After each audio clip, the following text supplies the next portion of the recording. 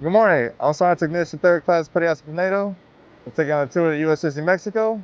Originally from Texas, but I have a lot of family in Reynosa, New Mexico, as well as Albuquerque. We're ready to show you around, show you what life's like on the boat. Follow me.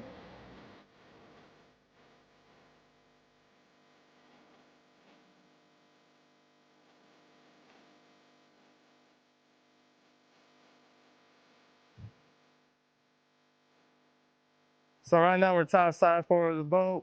This is our VLS. This is one of our defense systems that we have on the boat. We will fire some Tomahawks from here if we need to. Hopefully one day we don't have to unless we're practicing the weapons.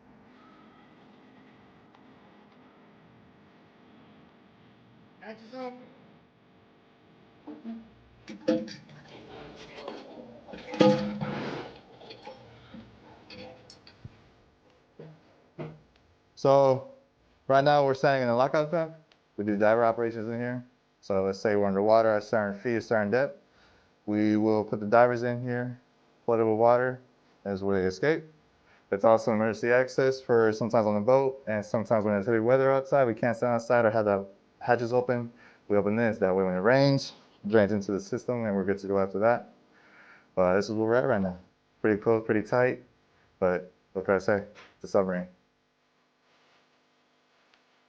So thank you for following me. Now we're inside the boat. Right now we're in upper level. There are 3 levels to the boat, upper, middle, and lower. I'm gonna take you to one of the places where we live on the boat because a lot of people ask where we sleep and how do we sleep. So let me show you really quick. Go ahead and follow me.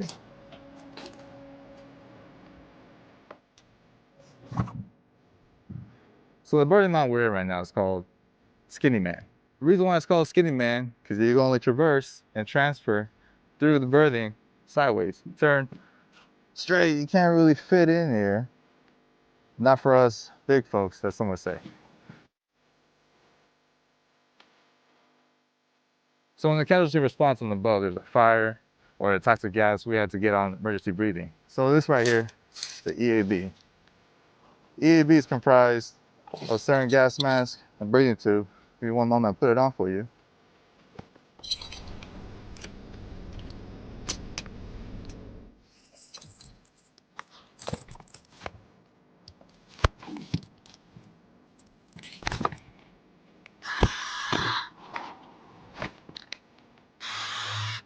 So right now what I'm wearing is the EAB. It helps us breathe in certain casualties where we can't breathe with certain air around us or the fire that's giving us too much carbon monoxide. Sometimes when we do a lot of drills, you see some of the guys put this on, living a Star Wars fantasy of being their favorite very own Darth Vader. And you can see why we do that. Good morning. I am Fire Control Technician, Second Class Petty Officer Tyler Tomorrow. This is Fire Control over here. This is my space.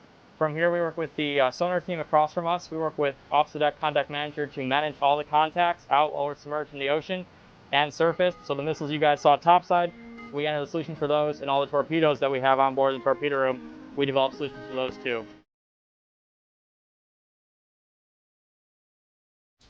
So after we got doing fire control, now I'm bringing you ship's control. Ship's control consists of a pilot and co-pilot. They monitor and control all the ship's systems, as well as changing their depth.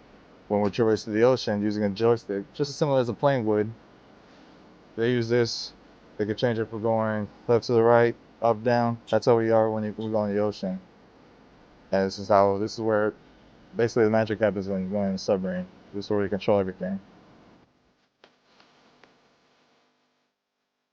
Take it to Petty Officer Oliver. You'll get a little more in depth of what goes on in the machinery room. But right now, we're standing next to the diesel, which is the heart and soul of a submarine. So let me go ahead and follow me. I'll tell you Petty Officer Oliver.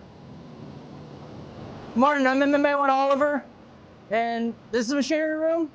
Here we create emergency electrical power using our Caterpillar diesel engine. It's just like kind of the diesel engine that you'd see in a semi-truck going down the road, except for it's attached to an electrical generator. So this charges up the batteries, so that if we lose electrical power, we have a way to recharge.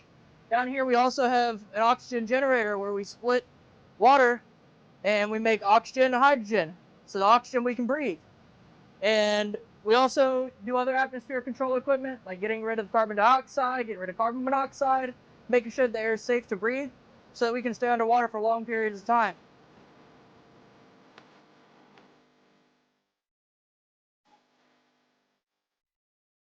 Morning, I'm Ross McClellan, the chief of the boat here on board the USS New Mexico. You're inside the chief's quarters. This is where all the chief petty officers live, and they are the enlisted leaders on board the boat, and just to ensure the entire crew stays safe and bring everybody home back to their families.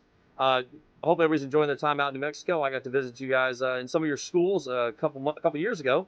Really enjoyed the time, and I hope all your science projects are continuing to excel like the ones that I saw when I was there.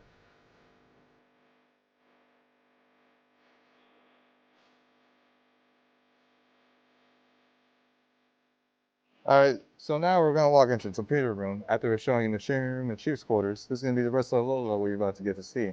Torpedo room is comprised of all the armaments, torpedoes, and as well as where all the torpedo men sleep. I'm gonna show you around, show you TMC, tell you what he does, and hopefully you like it. Go on down.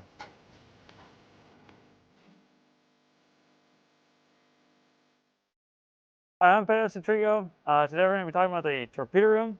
This on my right hand side is a Mark 48 torpedo. This is what we use to defend the ship if necessary. As you know, we also have berthing down here right now. That's what all these racks are for, these curtains.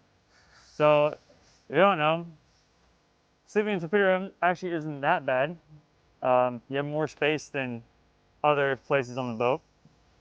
And then if we continue up forward, we actually have a torpedo tube open so we can actually see the inside of it.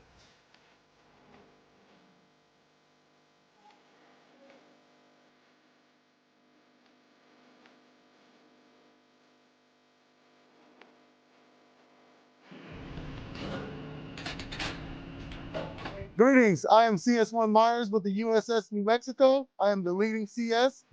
Here in my crew's mess, we serve food. We also congregate, play games. And if you would look to my left, you will see that we have a number of pictures from our namesake, just to give us a reminder of why we come out here and do this.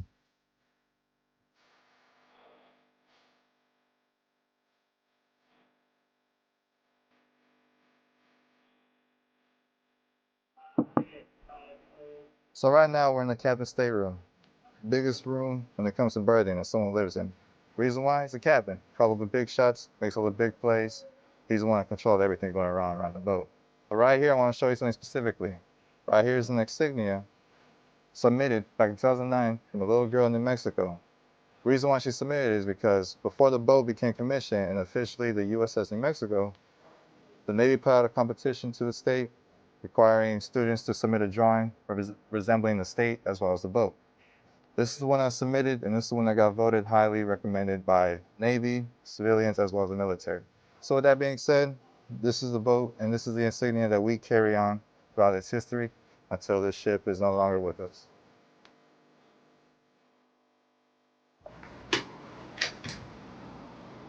All right, guys, that's it for the tour. Thank you for coming along. Hope you enjoyed it. En Espera de New Mexico, defendemos nuestra tierra, which translates to, we defend our land. Take care. Thank you.